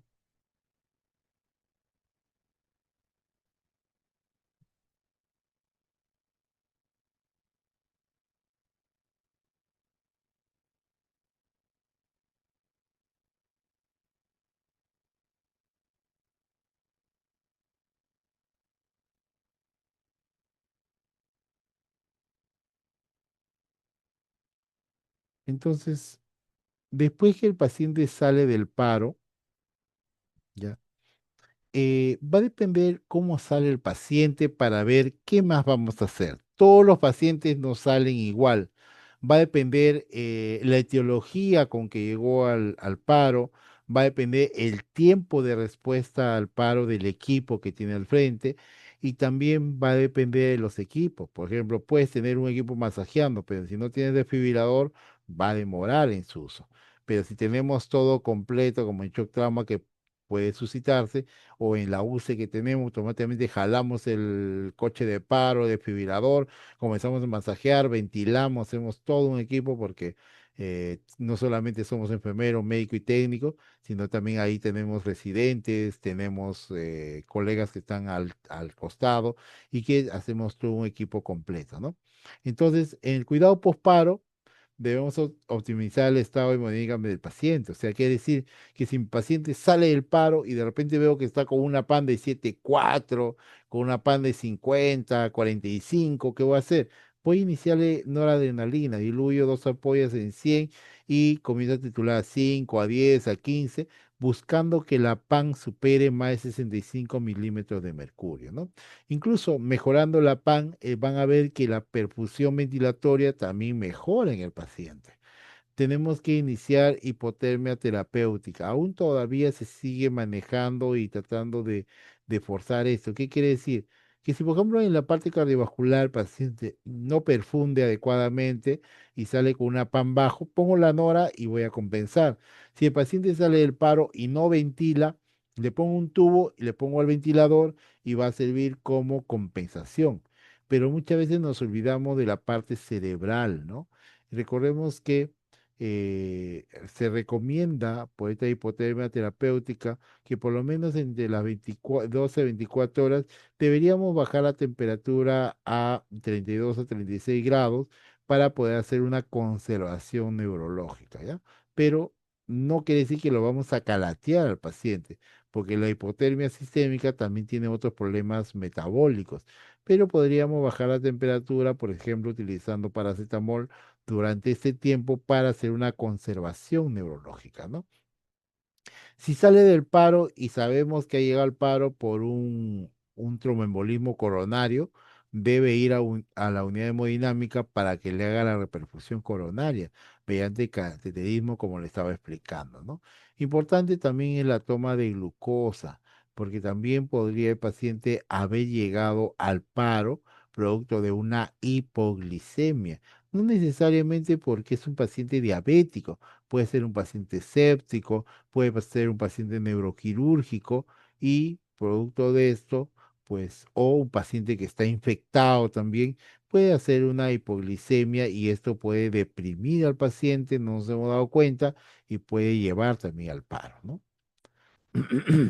Lo que buscamos cuando oxigenamos es que el paciente llegue a una saturación entre 94 y 97. No necesitamos que el paciente esté saturando 100% y eso quítense de la cabeza. Hay personas que paciente sigue con un fío al 100% y están contentos porque están saturando al 100%, de pronto el paciente puede hacer paro. El paciente no solamente hace paro por hipoxemia, también hace paro por hiperoxemia, ¿ya? Porque está demostrado, si yo tengo una saturación de 97 y hago un comparativo con un PO2, ya estaría en 100 milímetros de mercurio, que es el límite. Pero si yo paso más de saturación de 98, 99, tengo por seguro que el PO2 va a salir pues muy alto, ¿ya? Entonces la meta es que la saturación sea más de 94, 94, 97. Si tenemos la posibilidad de manejar vía aérea, buena hora. Si tenemos la posibilidad de manejar la capnografía, es mejor. ¿Qué me mide la capnografía? El CO2. ¿Cuánto es el CO2 normal? Es de 35, 45 milímetros de mercurio. ¿Y por qué es importante la capnografía? A pesar de que no tenemos ese implemento en muchos lugares, ¿no? La capnografía me va a medir CO2. ¿Qué pasa si yo aumento la frecuencia respiratoria? Va a barrer el CO2 y el CO2 va a bajar. ¿Qué pasa si yo hago que el paciente respire muy lentamente? Voy a comenzar a retener CO2 y el CO2 va a aumentar. El CO2 cuando está aumentado, ¿ya? ¿Qué produce? Produce una vasodilatación, o sea que la presión baje más, ¿no? Entonces, pues eso tiene que ver mucho también la capnografía en el CO2 y el CO2 tiene mucho que ver en base a las frecuencias respiratorias y ellos en el sistema cardiovascular, ¿no? Pues es importante también la capnografía, pero si no tenemos, por lo menos manejemos dentro de el paciente no hiperventilar ni hipoventilar, ¿ya? Entonces, no debemos de hiperventilar a nuestro paciente, ¿no? Si está hipotenso, volumen, inotrópicos es la mejor elección. Si necesitamos una hipotermia para conservación neurológica, entre 12 y 24 horas puede ser muy funcional, ¿no? Paracetamol, cristaloides nos van a ayudar a disminuir, pero no necesitamos calatear al paciente o dejarlo expuesto, solamente bajar de una forma la temperatura para poder conservar la parte neurológica.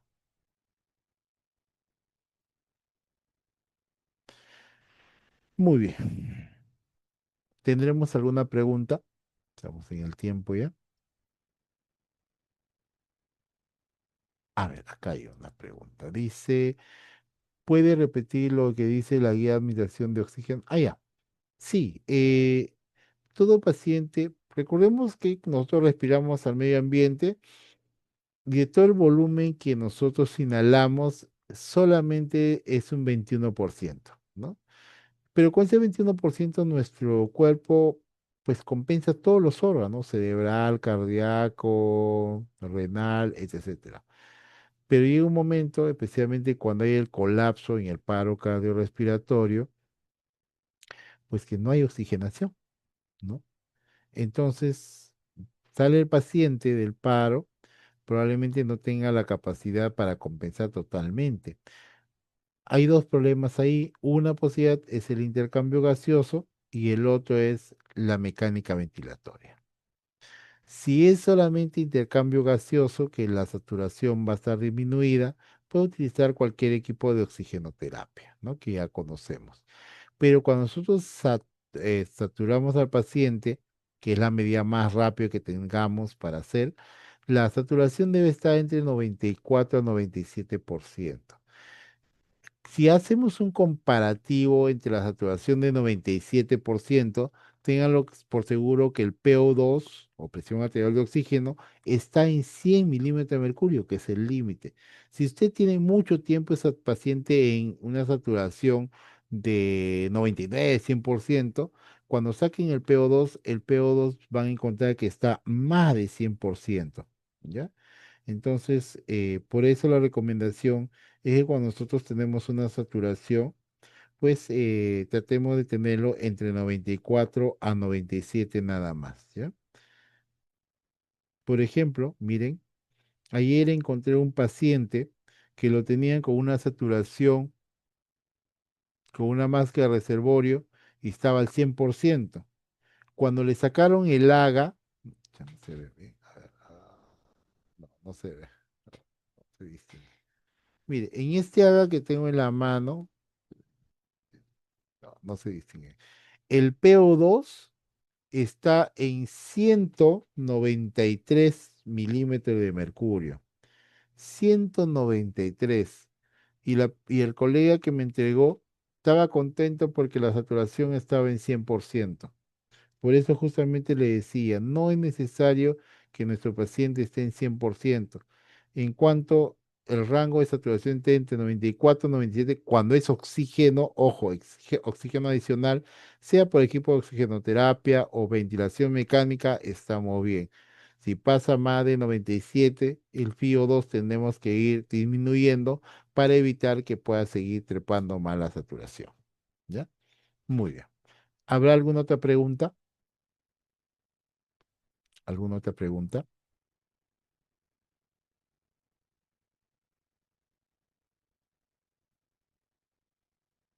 ¿Tenemos alguna otra pregunta?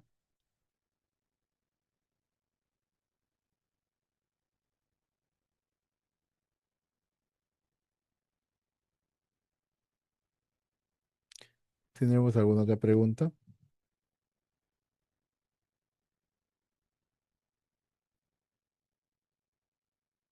Bueno, creo que no hay ninguna pregunta más, habiendo cumplido lo solicitado y habiendo cumplido también con lo especificado. Les quiero agradecer enormemente por permitirme compartir las experiencias que tenemos y lo que hacemos día a día también en el área de emergencia, shock trauma, el Hospital Menara. Agradeciendo nuevamente al Centro de Capacitación de Enfermería por permitirme llegar a ustedes. Muchas gracias, muy buenas noches. Si no hay más preguntas, bueno, daríamos por finalizado esta ponencia.